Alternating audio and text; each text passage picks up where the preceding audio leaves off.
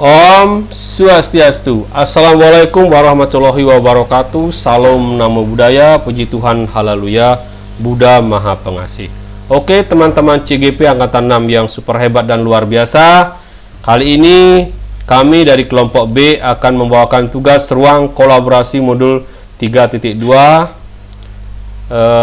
Di sini kami berasal dari SMKN 1 Tabanan dan SMP 3 Tabanan. Oke, moto dari guru penggerak lah, guru penggerak bergerak menggerakkan untuk Indonesia maju. Oke. Kelompok B kami terdiri dari saya sendiri, Iwayan Swece, Bapak Wayan Hadi, my mentor, dan Bapak Rudi juga, mentor yang super luar biasa. Kedua orang ini adalah beliau orang-orang hebat ya. Oke, next. Di modul 3.2 ini, tugas ruang kolaborasinya adalah identifikasi aset, itu pemetaan sumber daya.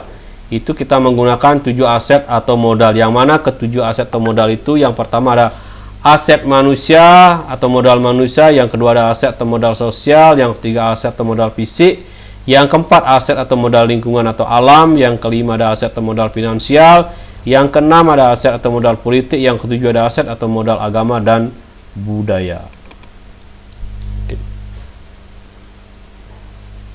Nah, dari ketujuh aset atau modal itu kita akan bahas secara tuntas dan jelas satu persatu. Oke, yang pertama itu ada aset atau modal manusia. Itu ada kepala sekolah atau kepala sekolah yang mana pendidikan beliau adalah S2 dan berpengalaman. Yang kedua ada pendidik atau guru di mana 90% sudah tersertifikasi. Yang ketiga murid yang memiliki latar belakang ekonomi, sosial, budaya, agama yang heterogen, artinya berbeda-beda tetapi tetap satu juga. Yang keempat ada tenaga kependidikan atau pegawai, di mana mereka ada yang berijazah S1, diploma, dan SMA. Yang kelima tentunya ada alumni, komite dan orang tua atau wali murid, yang mana juga memiliki latar belakang yang heterogen, baik dari segi ekonomi, budaya, pendidikan, agama juga.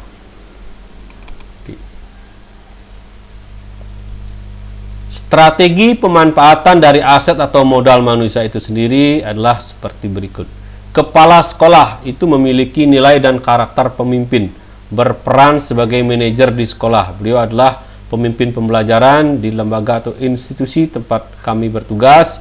Yang kedua adalah pendidik atau guru, diberi kesempatan untuk pengembangan diri, mengikuti lomba, pengembangan ekstrakurikuler sesuai kompetensinya. Yang ketiga ada murid, diberi kesempatan belajar yang sama, kesempatan berkembang di akademik dan non-akademik, dan diarahkan ke jenjang pendidikan yang lebih tinggi. Nomor 4 ada tenaga kependidikan atau pegawai, di mana dalam peningkatan kompetensi pegawai dengan INHT atau in-house training ya, workshop, diklat dan sebagainya. Nomor 5 ada alumni, komite dan orang tua atau wali murid, sumber pendanaan alternatif, pemberdayaan alumni, menjembatani orang tua dengan sekolah, berkolaborasi untuk pengembangan sekolah. Nah, inilah pemanfaatan yang kita lakukan di aset atau modal manusia. Next. Yang kedua ada aset atau modal sosial, di mana terdapat beberapa item, itulah dukungan masyarakat, nomor 2 komunitas, dan yang ketiga lah lingkungan sekitar. Oke. Strategi pemanfaatan dari aset atau modal sosial, yang pertama kepala sekolah aktif sebagai pengurus MKKS atau musyawarah kerja kepala sekolah sehingga lebih cepat memperoleh informasi, berpengalaman dari jaringan yang luas sehingga mampu mengelola sekolah dengan baik. Nomor 2, semua guru terlibat aktif di MGMP sekolah dan luar sekolah, aktif di komunitas pendidikan dan diberi kemudahan untuk mengembangkan diri. Nomor 3, semua siswa diberi kesempatan untuk mengembangkan potensi akademik dan non-akademik, memperoleh informasi tentang jenjang pendidikan yang lebih luas. Nomor 4, menjalin kerjasama dengan masyarakat dan SMP di sekitar sekolah se-Kabupaten Tabanan untuk sosialisasi PPDB. Nomor 5, menjalin kerjasama dengan instansi, industri atau perusahaan untuk program kegiatan atau beasiswa. Nomor berikutnya itu ada aset modal dan fisik. Di aset modal dan fisik itu ada gedung utama, ruang kepala sekolah, ruang waka, ruang kaprog, ruang LSP, ruang lab, ruang komputer, ruang aula, itu ada jaringan internet, listrik, PDAM, ruang kelas 33, ruang TU, ruang OSIS, sanitasi guru, sanitasi siswa, ini bisa juga disebut WC ya, tempat sembahyang atau pura. Yang kedua, gedung perpustakaan, ruang ekstrakurikuler, seni dan karawitan, taman bunga, lapangan untuk basket atau upacara, stage atau panggung, itu biasanya kita gunakan setiap kegiatan tengah semester, perpisahan atau yang lain. Ada patung Ganesha, ruang patung Ganesha, ruang OSIS, lobi, kantin, dan ruang penjaga malam. Oke. Strategi pemampatan dari aset tersebut, yang pertama, dapat memfasilitasi kegiatan intrakurikuler dan ekstrakurikuler secara optimal. Yang kedua, menciptakan suasana belajar yang kondusif, aman, dan nyaman. Yang ketiga, memfasilitasi kegiatan olahraga atau event, kegiatan aktualisasi diri guru atau siswa baik di bidang akademik maupun non-akademik untuk pengenalan sekolah. Yang keempat, kegiatan belajar mengajar berbasis IT akan lebih optimal dengan adanya lab komputer dan sarana internet yang bagus, yang optimal juga. Berikutnya ada aset atau modal lingkungan. Yang pertama, lokasi sekolah yang berada di pusat kota Tabanan dengan segala pusat aktivitas kehidupan masyarakat memudahkan siswa berinteraksi dan mengakses segala keperluan yang menunjang proses belajar mengajar. Inilah aset atau modal sekolah SMKN yang dimana dengan SMK 3 juga sama-sama berada di pusat kota sehingga apapun aktivitas akan gampang terpusat dengan cepat. Oke. Terus strategi pemanfaatan dari aset atau modal lingkungan itu, yang pertama, lokasi yang begitu representatif di tengah pusat kota sangat memudahkan mobilitas aktivitas pendidikan baik akademik maupun non-akademik dalam meningkatkan kualitas pembelajaran yang didukung dengan fasilitas umum yang lengkap sehingga bisa mengakomodir segala heterogenitas karakteristik siswa sehingga dalam mengembangkan wawasan entrepreneurship atau jiwa bukan jiwa sosial, jiwa kewirausahaan dan rasa toleransi yang tinggi sebagai wujud implementasi profil Pancasila khususnya berkebinekaan global dan berketuhanan yang Maha Esa bisa bersinergi dengan baik karena pusat atau tempat persembahyangan dari semua agama ada di sekitar sekolah. Sebagai sekolah yang berbasis entrepreneurship yaitu jiwa kewirausahaan memudahkan siswa dalam beraksi nyata melakukan transaksi ekonomi karena didukung oleh banyaknya pusat perbelanjaan sebagai media melatih keterampilan mereka dalam marketing atau penjualan produknya. Berikutnya ada di aset atau modal finansial, di mana setiap sekolah, baik sekolah PAUD maupun sekolah dasmen pendidikan dasar dan menengah itu mempunyai sumber keuangan. Yang mana sumber keuangan itu yang pertama ada dari dana BOS, yang dulu disebut BOS, sekarang itu disebut BOSP, Bantuan Operasional Satuan Pendidikan Reguler, yang ini datangnya dari negara yang terdapat di APBN. Terus yang kedua dana BOS provinsi, biasanya juga ada BOS daerah ya, karena kita SMA SMK ada di provinsi. Kalau dulu mungkin ada di BOS daerah kabupaten. Yang ketiga ada dana komite, inilah sumber dana utama yang menunjang aktivitas sekolah. Terus yang keempat ada dana keuntungan toko atau unit produksi, karena kebetulan sekolah kami itu ada sebuah toko sebagai bentuk implementasi aksi nyata dari sekolah ekonomi basisnya ya. Yang kelima ada dana sewa kantin, karena di sekolah yang namanya kantin wajib ada untuk melakukan proses kebutuhan jasmani. Yang keenam itu ada dana kontribusi rekanan, baik rekanan pakaian, buku dan yang lainnya ya.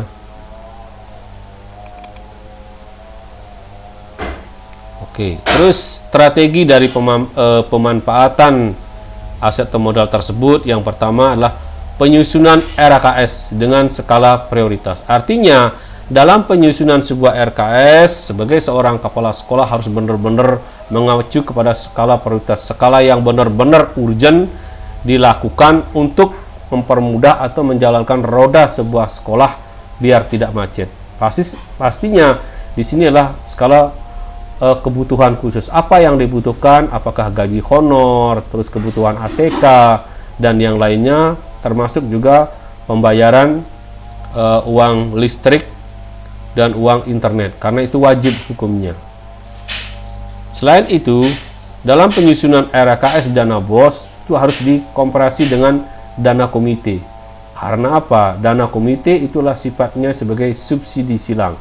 Artinya sebagai dana tambahan atau suntikan dari keberadaan dana BOS yang tidak bisa mengcover semua aktivitas atau sub-sub kegiatan yang ada di sekolah tersebut. Yang kedua, mengajukan proposal untuk DAK.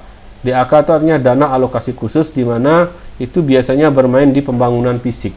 Karena dana BOS tidak boleh dipakai untuk menanggung pembangunan yang bersifat menengah ataupun tinggi. Jadi kalau perbaikan kecil-kecil bisa di dana BOS, tapi kalau perbaikan pembangunan gedung yang sifatnya gede harus lewat dana alokasi khusus. Ada juga proposal untuk BOMN, itu Bantuan Operasional Manajemen Mutu. Karena sekolah SMK itu akan lebih bermain ke sebuah mutu pencetakan output siswa, maka di sini diperlukan dana yang khusus dan dana yang lainnya untuk pengembangan pembangunan sekolah. Yang kedua, bersinergi dengan pengurus komite dan wali murid untuk melakukan subsidi silang, pembiayaan pembangunan sekolah yang tidak tercover dana BOS. Artinya kalau di sekolah kita ingin merancang sebuah pembelian apa, karena di dana BOS itu dulu ya tidak bisa dipakai, tapi karena sekarang sifatnya fleksibel adalah berbasis skala kebutuhan sekolah itu sendiri. Jadi kalau di dana BOS kita dikasih dana 5 sementara kita perlu dana 10, maka di komite kita bisa suntik atau subsidi silang.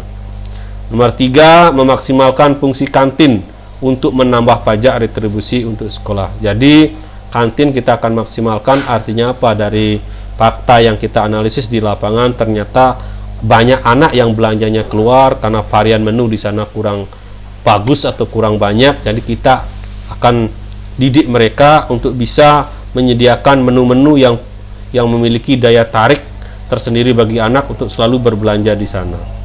Karena apa? Dengan banyak belanja, omset mereka naik, retribusi untuk sekolah pun naik. Berikutnya, nomor 4, memaksimalkan kinerja unit toko untuk mendongkrak penjualan. Nah, kebetulan di sekolah kita juga ada unit toko atau unit produksi yang sama seperti Indomaret atau Alfamart yang menjual daily need, itu kebutuhan sehari-hari. Jadi daripada bapak ibu guru dan anak-anak itu belanjanya di luar, alangkah bagusnya kita belanja di toko sendiri. Apalagi kita tahu sekolah semua mempunyai guru dan pegawai yang ratusan dan jumlah murid yang ribuan. Itu kita bisa mainkan jiwa entrepreneurship baik guru dan pegawai dan anak-anak untuk bisa menjualkan paket sembako kepada dirinya sendiri. Terus dengan penjualan paket sembako itu yang sifatnya mungkin bulanan, triwulan atau semesteran, dengan sendirinya omset dari unit produksi itu naik dan juga akan memberikan tambahan kontribusi terhadap sekolah kita. Nomor 5, meningkatkan kerjasama dengan rekanan dalam hal kontribusi ke sekolah.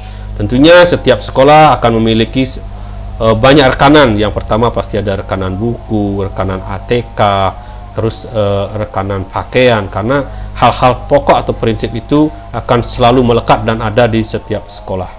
Pertama, kita tahu juga ada yang namanya pembelajaran intrakurikuler, di mana setiap sekolah mau dari PAUD sampai Dasmen pasti melakukan kegiatan tur. Nah, dari tur ini pasti kita akan melakukan kerjasama dengan travel dengan sistem kontrak kerja sekian tahun. Dari sistem kontrak kerja sekian tahun itu akan menghasilkan sebuah kesepakatan atau agreement, akan memberikan kontribusi yang bagus untuk sekolah kita. Oke, berikutnya ada aset atau modal politik, di mana dalam aset modal tersebut ada kerjasama yang pertama dengan puskesmas, polsek, rumah sakit. Muspika ini bisa disebut dengan OPD ya, dan pemerintahan desa. Terus yang kedua, banyak alumni yang sukses di bidang politik dan menjadi pejabat atau pimpinan pemerintah. Oke. Berikutnya, strategi pemanfaatan. Seperti apa sih strategi pemanfaatan dari modal atau aset politik tersebut?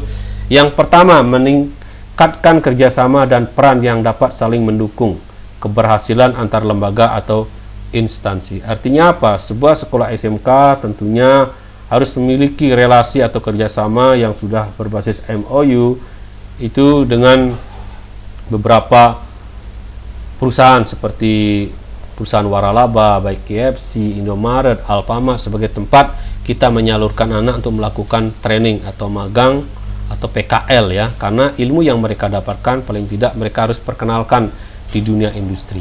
Itulah bentuk kerjasamanya. Terus yang kedua, meningkatkan peran serta dan keterampilan alumni dalam kegiatan sekolah untuk memperkuat jaringan sekolah sebagai sumber dana alternatif dan narasumber untuk belajar, memotivasi murid dan menginspirasi murid. Artinya begini, banyak dari alumni kita di sekolah semenya yang sudah menjadi pejabat atau pimpinan daerah. Dari keadaan ini kita bisa menganalisis apa sih yang kita butuhkan, terus kemampuan apa kita. Kalau kita tidak punya kemampuan untuk mengeksekusi itu, kita perlu memerlukan orang lain sebagai mitra dalam mencapai keperluan kita. Nah, mungkin dengan posisi alumni kita yang tinggi, mungkin dari segi pendanaan bisa didukung atau proses pencarian dana juga bisa didukung.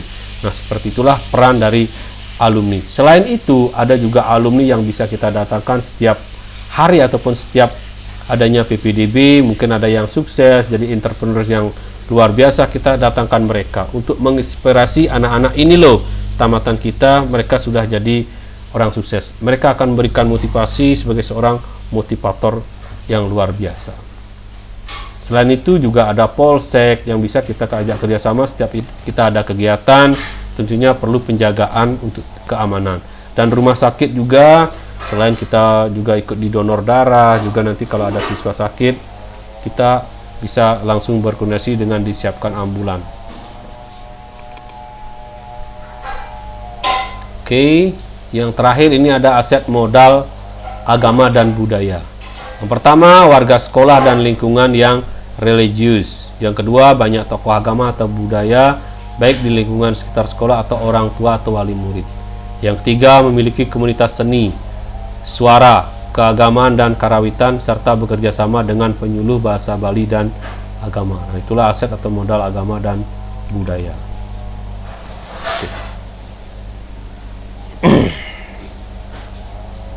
Sini introduction strategi pemanfaatannya, pengenalan pemanfaatan dari aset agama dan budaya. Yang pertama, membuat program sekolah yang menjaga peningkatan budaya positif dan karakter baik murid, khususnya perlombaan bulan bahasa Bali.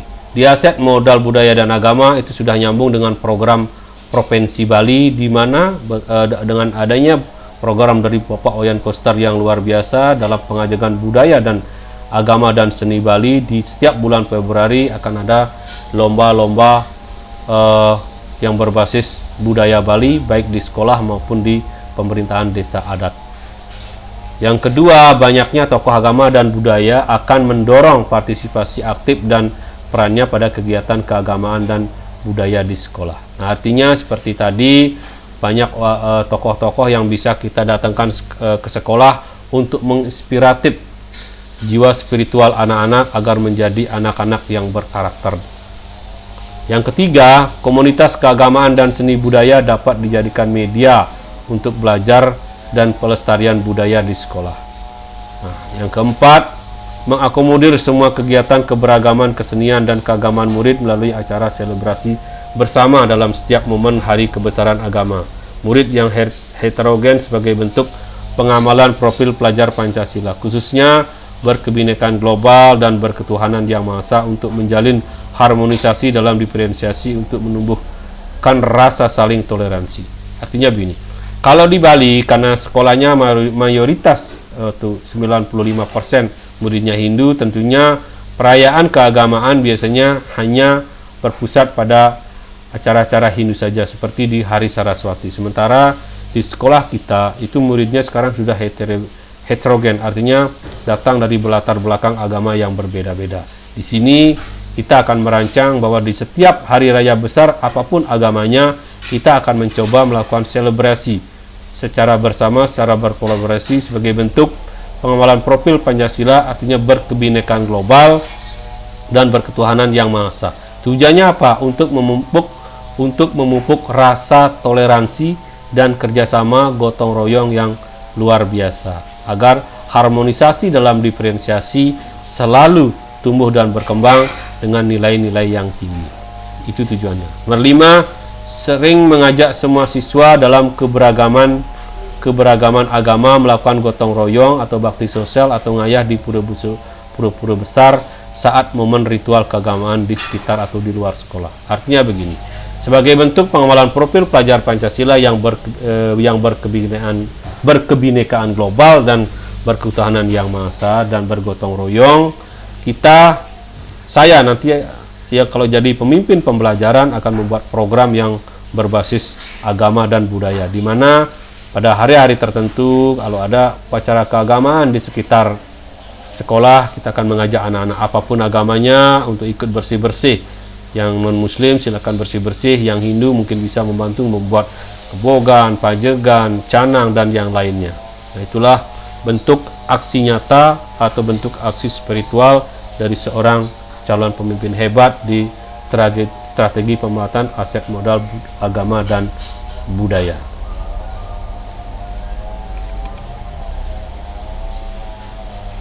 Oke, teman-teman calon guru penggerak yang hebat dan luar biasa, itulah tadi penjelasan tuntas dan kilat dari kami kelompok B dalam tugas di modul 3.2. Thanks for watching. Saya tutup dengan Parama Santi. Om Santi Santi Santi Om. Puji Tuhan, haleluya. Buddha Maha Pengasih. Allahu Akbar. Assalamualaikum warahmatullahi wabarakatuh. Salam Namo Buddhaya.